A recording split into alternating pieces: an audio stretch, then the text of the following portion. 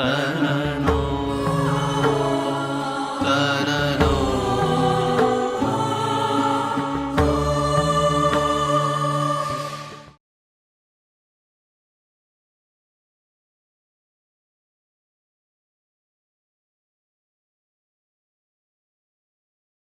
गुरुर्ब्रह्मा गुरुर्विष्णुः गुरुर्देवो महेश्वरः गुरुः साक्षात् परब्रह्म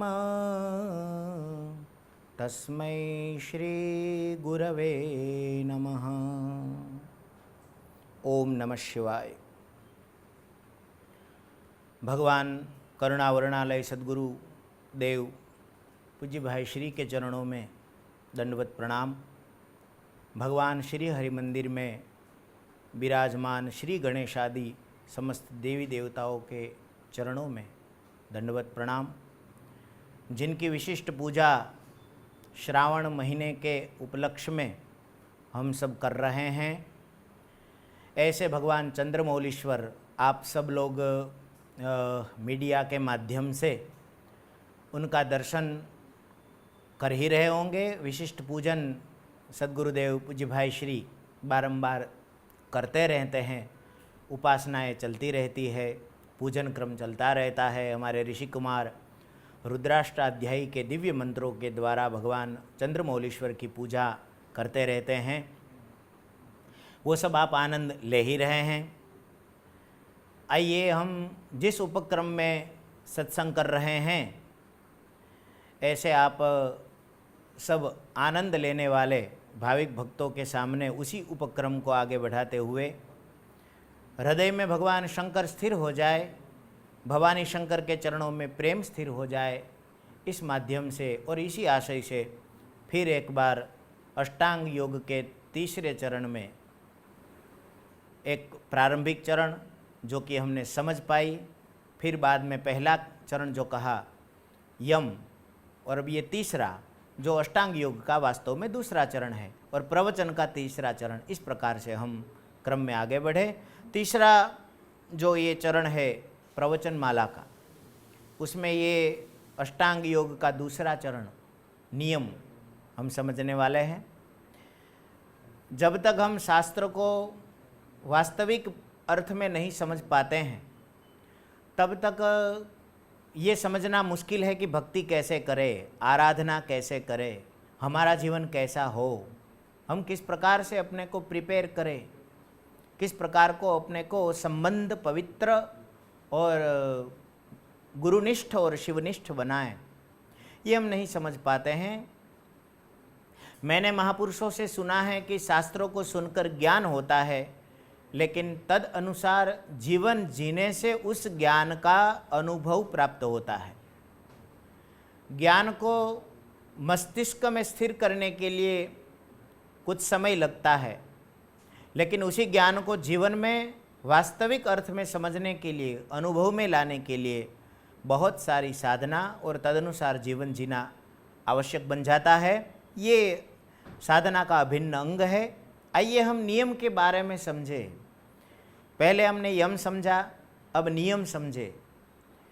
नियम का संस्कृत व्याख्या में अर्थ करें तो नियम्यते मनः अनेन असौ नियमः, जिससे हमारा मन साधना में नियमित हो जाए, या तो कहे कि सांसारिक सब दुर्भावनाओं से रहित होकर कुछ संयमित हो जाए, उसको ही नियम कहा जाता है।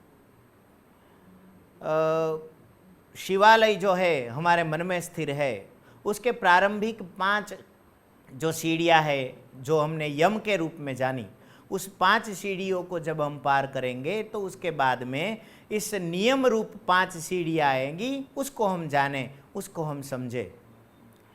तो वो 5 नियम कौन कौन से हैं? पहला नियम है शौच, दूसरा नियम है संतोष, तीसरा नियम है तप, चौथा नियम है स्वाध्याय, और 5वां नियम है ईश्वर प्रणिधान। ये पांचों हमारे जीवन में आना आवश्यक है, ये अनिवार्य अंग है। इसको हमारे जीवन में शामिल करें, इसको हम पाएं, इसको हम समझें।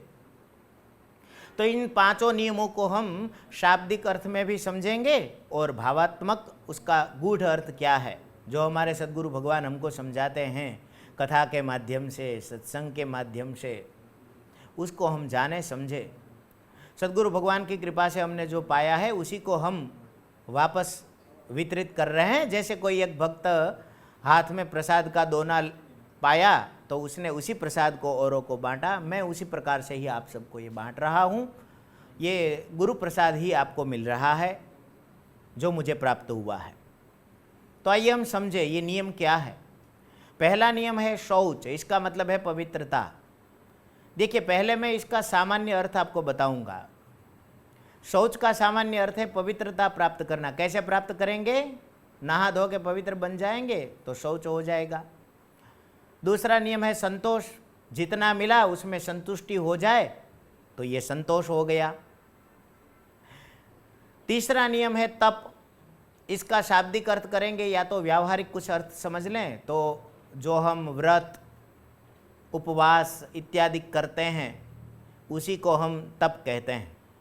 एक टाइम भोजन करना और सुबह नहीं खाना और रात को केवल दूध पी के रहना, ये सब बातें होती है। इसको हम व्यावहारिक अर्थ में तप के रूप में समझेंगे, जानेंगे। स्वाध्याय किसको कहेंगे? बोले शिव महापुराण, श्रीमद् भागवत, श्रीमद् रामचरितमानस, श्रीमद् भगवद गीता इत्यादि ग्रंथों को हम समझेंगे, सुनेंगे, इसी को स्वाध्याय कहते हैं। नित्य स्वाध्याय करना चाहिए। हमारे सद्गुरु भगवान पूज्य भाई श्री कहते हैं स्वाध्याय प्रवचनाभ्याम न प्रमदितव्यम। स्वाध्याय और प्रवचन से प्रमाद नहीं करें, उसको नित्य करें, नियम के रूप में करें, उसी को हम स्वाध्याय कहेंगे। ये शाब्दिक अर्थ हो गया उसका, ठीक है। और एक है अंतिम पांचवा नियम, ईश्वर प्रणिधान। भगवान के प्रति, हमारे उपास्य के प्रति, हमारे इष्ट के प्रति हमारा समर्पण है, उसी को कहेंगे ईश्वर प्रणिधान। लेकिन ये शाब्दिक अर्थ हो गया, केवल इतना ही हमारे जीवन में आ जाए, थोड़ा संतोष आ जाए और हम एक बार की जगह पर 3 बार नहाने लगे और ज़्यादा कपड़े बदलने लगे इत्यादि सब काम करें, केवल यही शौच नहीं होगा। जो मिला उसमें संतोष मान लिया, केवल यही संतोष नहीं होगा। केवल व्रत उपवास कर लिया, ये केवल तप, यही तप नहीं होगा। केवल शास्त्रों का अध्ययन कर लिया, यही केवल स्वाध्याय नहीं होगा। केवल भगवान में भरोसा कर लिया, समर्पण मानसिक रूप से कर लिया, ये नहीं होगा।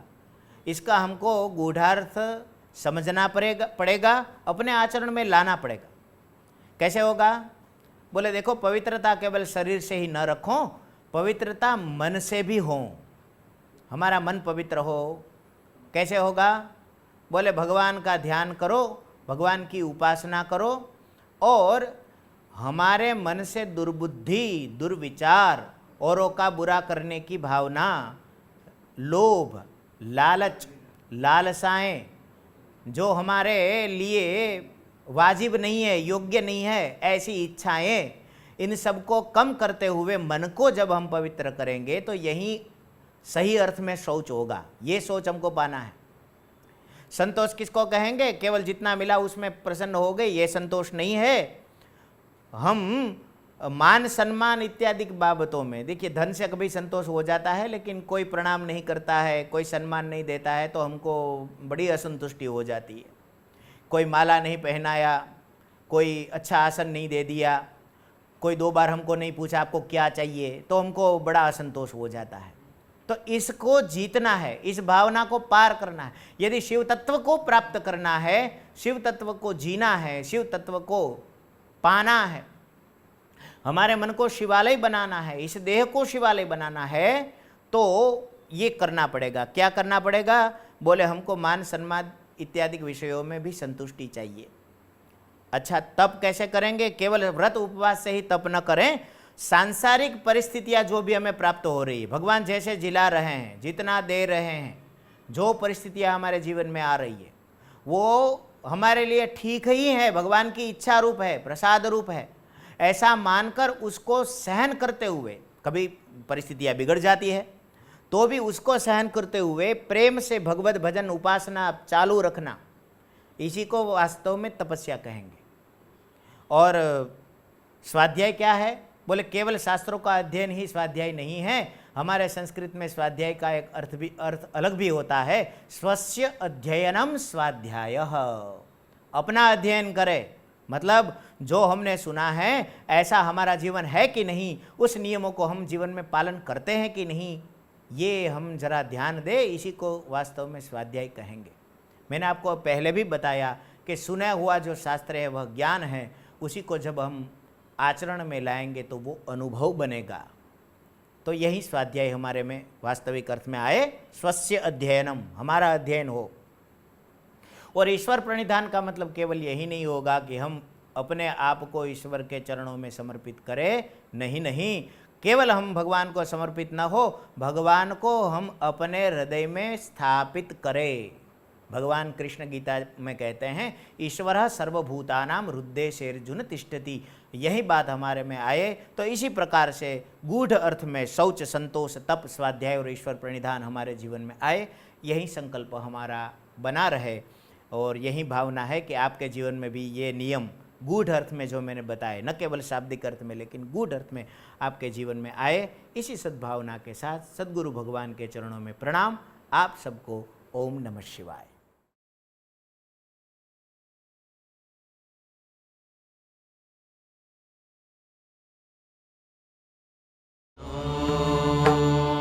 तत्सत्।